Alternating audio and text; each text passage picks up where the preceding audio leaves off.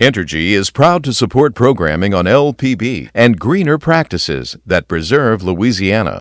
The goal of our environmental and sustainability initiatives really is to ensure that our kids and future generations can be left with a cleaner planet.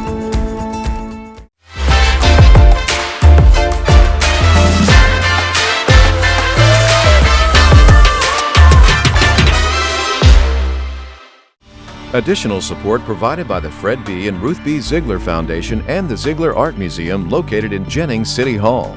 The museum focuses on emerging Louisiana artists and is an historical and cultural center for Southwest Louisiana. And the Foundation for Excellence in Louisiana Public Broadcasting, with support from viewers like you.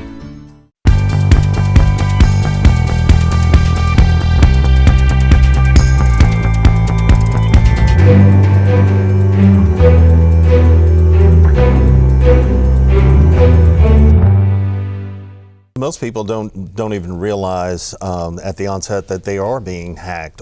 The global invasion by Russia. The things that they do measure and where we rank poorly, it all ties back in some way to poverty. How Louisiana escapes life at the bottom. We're finding out that it is even harder and worse for those who are young. Law enforcement grappling with rising crime in the Crescent City. We are really encouraged with the numbers of people, first and foremost, just because we had Mardi Gras. Was this Mardi Gras enough to revive our tourism industry?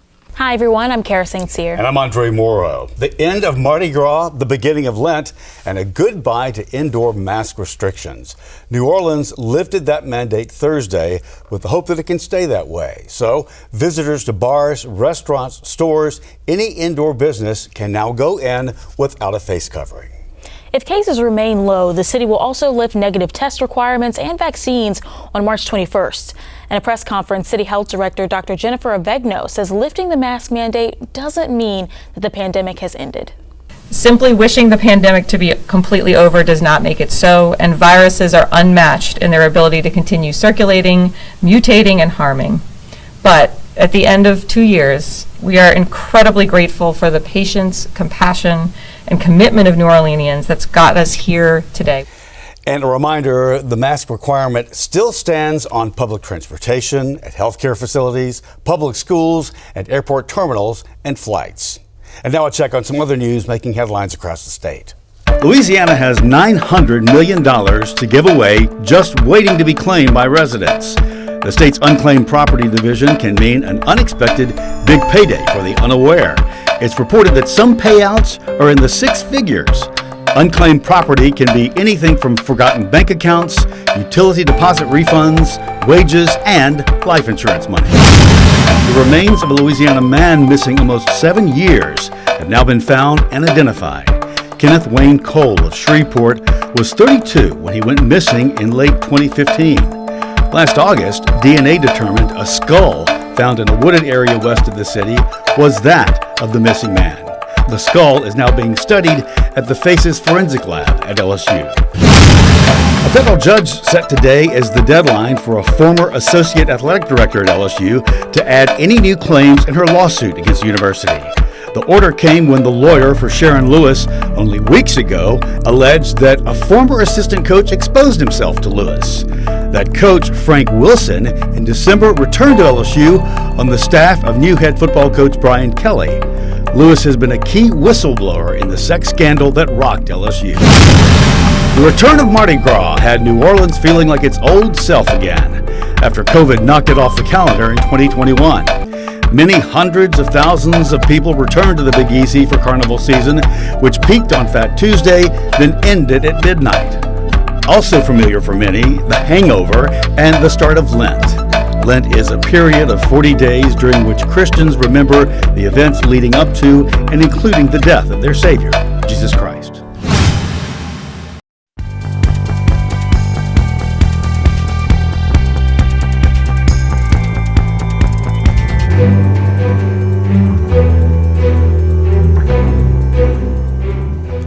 Russia continues its push from all sides into Ukraine as the largest mobilization of forces Europe has seen since 1945 unfolds. Ukrainian forces and resistance are battling the intrusion as much as they can, but more than 800,000 people have already fled their country. The UN is saying that many millions will need help in this developing humanitarian nightmare. Now, at work, you may have gotten an email from your IT computer specialist warning of another Russian invasion that could come. This one to you, more stealth to your phone, computer, your information systems. So we bring in John Terrain, who is LPB's IT and web manager, to tell us about this thing we need to be concerned about. This pretty much involves everyone. Right. So most people don't even realize at the onset that they are being hacked or that their information is being taken. Everything from people misusing your credit cards to stealing your social security numbers and your personal information. And we've seen this become more and more prevalent now through email, where people are receiving emails from their boss saying, "Hey, I need you to run a quick errand for me. Would you reply back?" Right, when they typically never do that, right? Right. And so I think the key thing, number one, is just to remain vigilant and to know that whatever you get, treat it as suspect before you trust it. Never click on any links in an email. If you get an email from your bank or your boss or someone else, go to the site that is the one that you normally log into. So if you get an email that looks like it's from your bank, go and log into your bank. Don't click on a link in that email. Yeah, it's interesting you say that, because I have in the past week gotten more emails than I've ever gotten. I didn't think of it like that, but I just figured that a lot of the spam was coming through for some reason. Right. And so as this whole dynamic of what's going on with Russia changes and they're being cut off from monetary access, they are going to try to find ways to get at more money for their fight. So additionally, we also have people trying to get information, and you say, well, I just work at the post office. What information would be relevant? Well, if they can get information about you, who your supervisor is, who their supervisor is. Every bit of that information is power, and it has a value to it. And so they can take that to make the next phishing email to come from the postmaster. And the postmaster would send you an email, and somebody says, well, that's a postmaster, so I'm going to click on it. Yeah, right. And once that's done, it's just going to get worse and worse and spread more. See, we're blessed at the workplace to have someone like you, as most workplaces would have. But say you're at home and you're not computer savvy even, and so now you're concerned about this and you're not sure what to do at all. Well, and so the thing is, number one, to keep track of everything, and like I said, don't trust anything that you get. Unfortunately, that's the world we live in today. Awareness is big on this. Awareness is big. And then also, if you're looking at your email and you see a link in it, you can take your mouse, don't click on it, but hover over it, and you'll see where that link actually goes. And if you see that it's going to a suspect place, throw that email away, just get rid of it.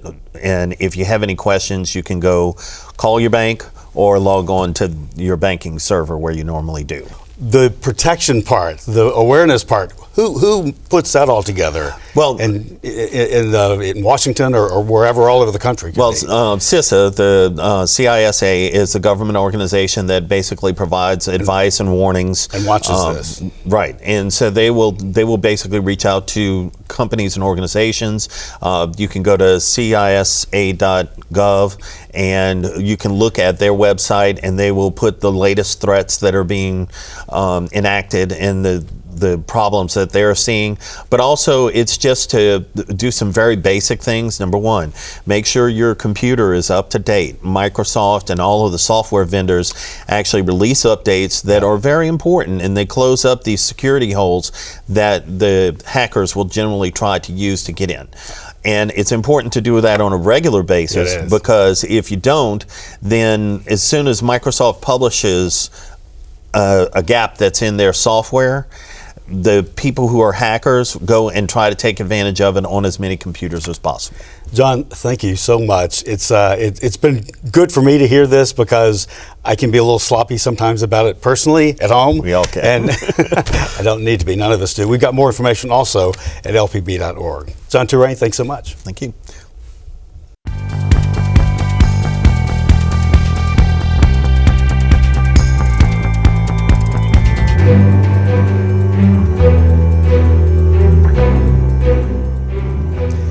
Each year, U.S. News & World Report compiles its list of state rankings, which state is best and which is worst, and everyone in between. This year, Washington State ranks first, and for a fourth consecutive year, Louisiana ranks last. To discuss the factors behind this and a way out of this cellar, if possible, Barry Irwin, president of Council for a Better Louisiana, and also Jan Moeller, who is executive director of the Louisiana Budget Project. So where do we go with this? Barry? Well, I think the first thing is we need to learn some lessons, okay? We've had this year after year after year, and it's not just U.S. News & World Report. True. There are a variety of them out there, and actually I scanned a few before we got together on this, and one of the things I found is, you know, there's a lot of inconsistency in who's at the top. You have different states. One was Vermont, another one had Virginia, another one had New Jersey as the top state, but we're in the bottom 10 in all of them. And so the lesson learned is we are doing some things, we have some issues that we have not confronted fully and dealt with, and I think we need leadership at some point to say these are these things and we need to figure out a plan for doing it. And it seems like decades we're talking about on these. It's healthcare, education, economy, infrastructure, opportunity, which is a big reason people leave, fiscal stability, crime and corrections, natural environment.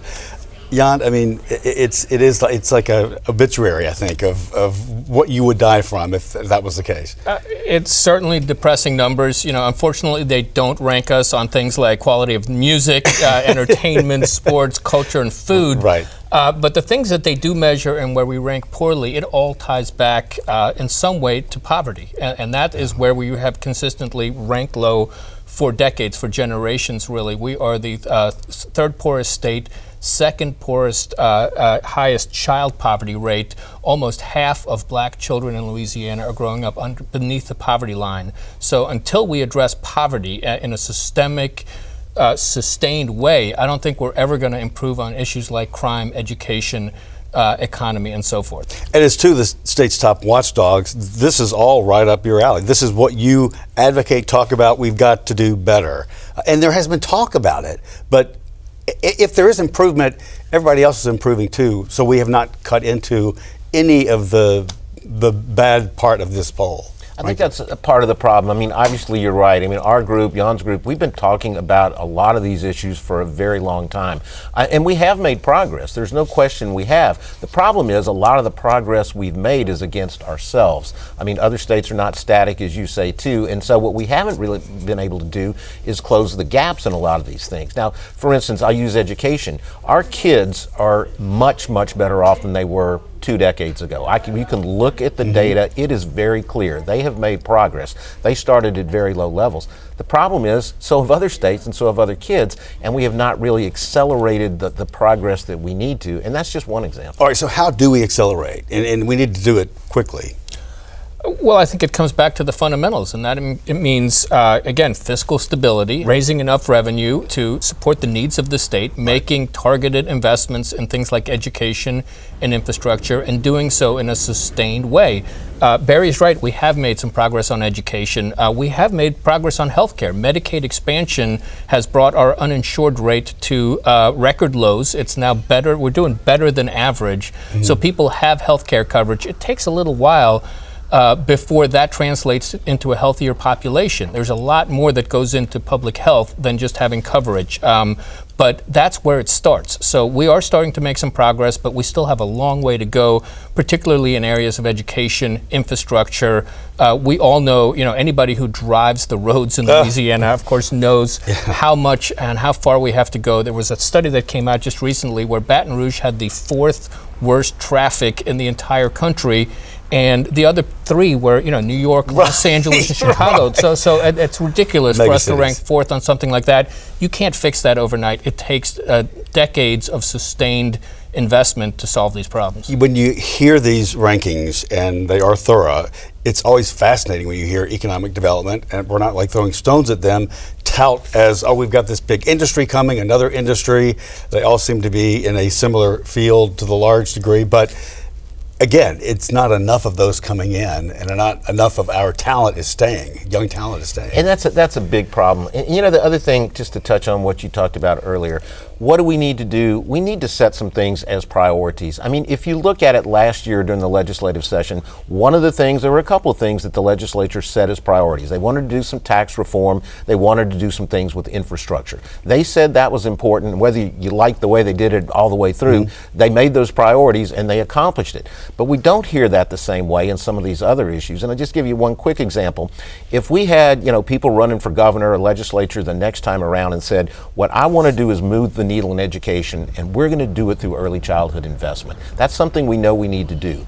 A lot of education things you don't see for a long time, but if you do that with early childhood in 8 years and 2 terms of a governor or of a legislature, you'll know whether you move the needle or not. Well, the legislature is getting ready to start not too long from now, and again, they've got a governor on one side and a legislature on the other. Let's see if they can get together. Great to have you here together with me to talk about this. I appreciate it. Thank you for having us.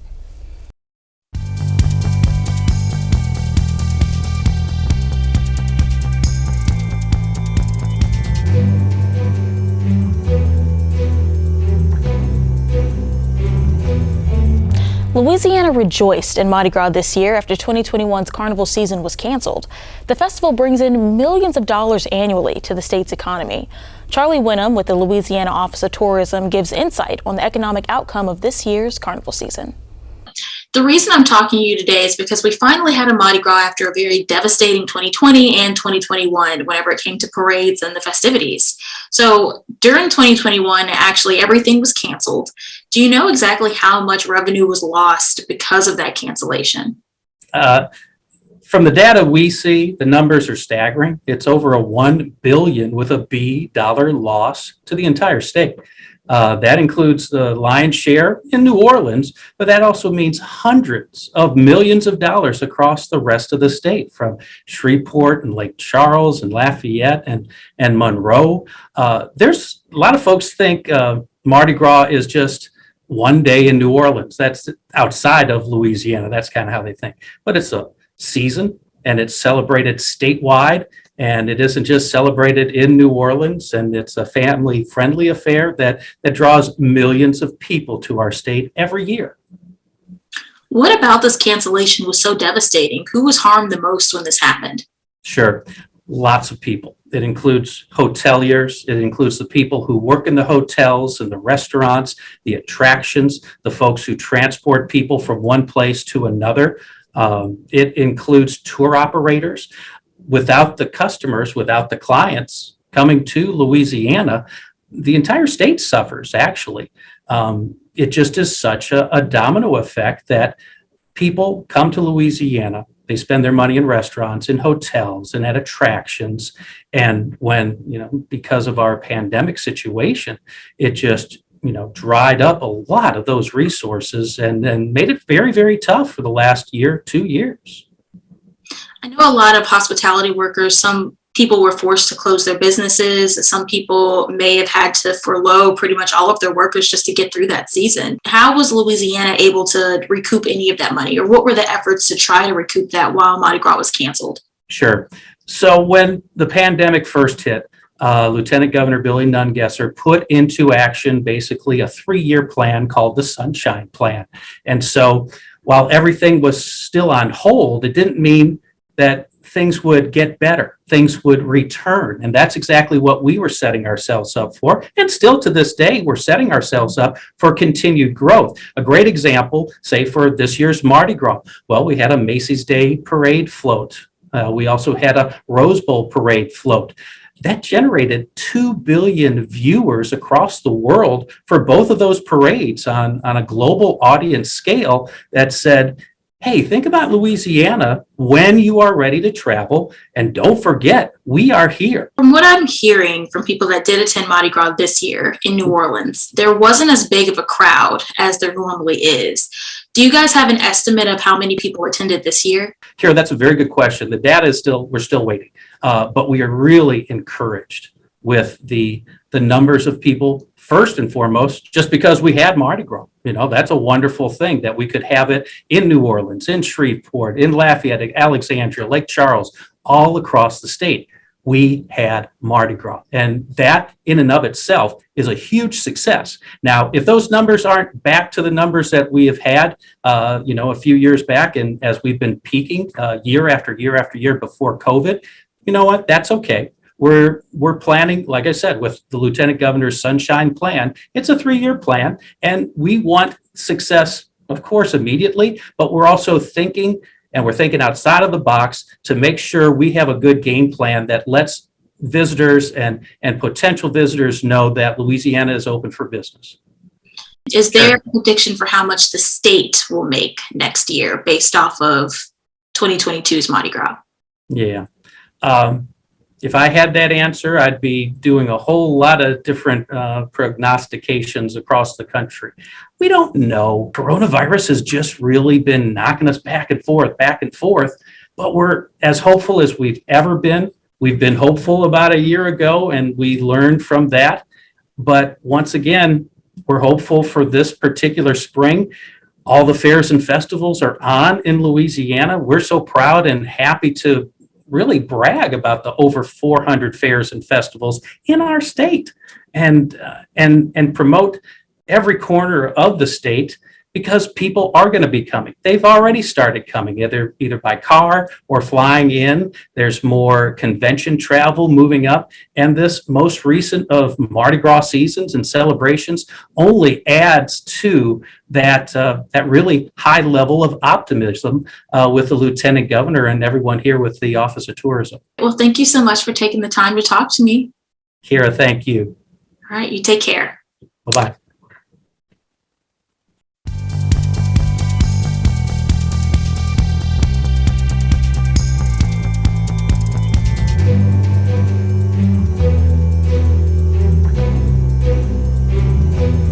Since the onset of the pandemic, violent crime has gripped much of the nation. But in New Orleans, officials fear the worst is yet to come if action isn't taken now. Sheriff Susan Hutson shares her thoughts on the growing crime rate in New Orleans.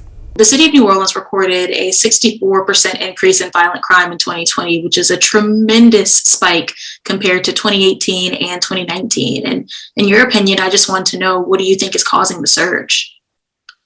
I think it's the pandemic is definitely in all of the manifestations that come out of it. We have children who are doing these things, youngsters, people who are young who are doing committing these types of crimes. And we also have youngsters who are hurting themselves. So what we find out is that during this pandemic, which has not been good for those of us who are adults and who have lived through a number of things, we're finding out that it is even harder and worse for those who are young. And so do we have enough resources for them? Do we have enough things for them to do to keep them occupied? And some of them are actually breadwinners and their families as well. I found that out during my time as police monitor, that some of these youngsters are responsible for helping feed their brothers and sisters. So it's a tough time right now for everybody, but the pandemic has made it even worse. There have been a lot of solutions that have been thrown around to try to, curb the violence that's going on in the city of New Orleans. I believe the DA, Jason Williams, has been trying to institute or revamp the multi-agency gang unit, which was disbanded. Do you think that this is a good solution to the problem? The district attorney ran on a progressive platform just like I did, which is reforming the system and holding the actors in the system accountable. So if the district attorney is going to do that, which he pledged to do, then I think it's a good thing. There has to be intervention. We have to know who the people are committing these acts, and we do need to intervene to stop them from going on, because they are hurting people, they are killing people. It is indeed happening, and so we do need to be able to intervene, and we need police to do that. That's who does that in our society. But we need to make sure they're held accountable, that they're trained appropriately, that their tactics are constitutional and safe for the community, and just make sure that whatever it is we're doing, we are accountable for what that is. And so just doing it in a very thoughtful way, and being open with our community about what we are going to do. The multi-agency gang unit has a lot of criticism behind it. Some people think that it targets people of color unfairly. Do you think that that's also a risk if this program is revamped? When we police, we're going to police constitutionally. We're not going to be stopping and frisking. We're not going to be racially profiling. Those are the things that have to go also into this as well. We do need to intervene, We do have to do something about those who are running around hurting others, but we do still have to do it in a constitutional manner, and we cannot racially profile. We've got to, because that just turns the community even more off. And then they don't want to work with police. They don't want to help police. They don't trust police. So that we have to do it in a way that we incorporate our community into it and work with them. There is no magic wand. You cannot wave it and fix the issue. It is a time-consuming, thoughtful process that we all have to work on together. It's our community making sure our community centers are open and that kids have something to do, pools to swim in this summer, etc. It's making sure our education system works. It's making sure we have jobs for people that pay a real wage. And so we're all in this together. There's no magic wand. And if we all do our jobs, we will fix these issues. So I'm looking forward to being very vocal about that and bringing that to our community and listening to them, listening to their fears, listening to their solutions, just as importantly. All right. Well, thank you so much for taking the time out. Thank you. I appreciate it. And sorry about the delay and everything. That's okay. All right. Well, you have a good one. You too. Bye. The multi-agency gang unit doesn't have a start date for operations, but DA Jason Williams is looking to keep the agency around long term. And before we wrap up, a special reminder that we will be airing 8 of 10 episodes of Safe Haven, Exploring Louisiana's Green Book. Please tune in Tuesday, March 8th at 7 p.m. All righty. And everyone, that is our show for this week. Remember, you can watch anything LPB anytime, wherever you are, with our LPB PBS app. You can watch LPB News and public affairs shows, as well as other Louisiana programs you've come to enjoy over the years. And please like us on Facebook, Twitter, Instagram, and TikTok. For everyone here at Louisiana Public Broadcasting, I'm Andre Moreau. And I'm Kara St. Cyr. Until next time, that's the state we're in.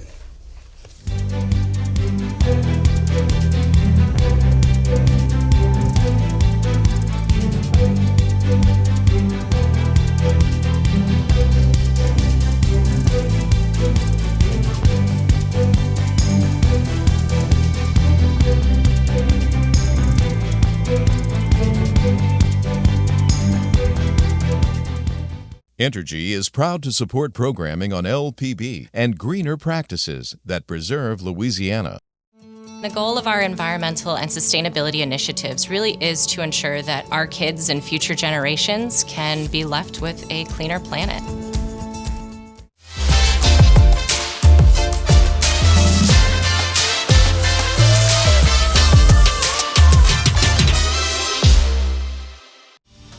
Additional support provided by the Fred B. and Ruth B. Ziegler Foundation and the Ziegler Art Museum located in Jennings City Hall. The museum focuses on emerging Louisiana artists and is an historical and cultural center for Southwest Louisiana. And the Foundation for Excellence in Louisiana Public Broadcasting, with support from viewers like you.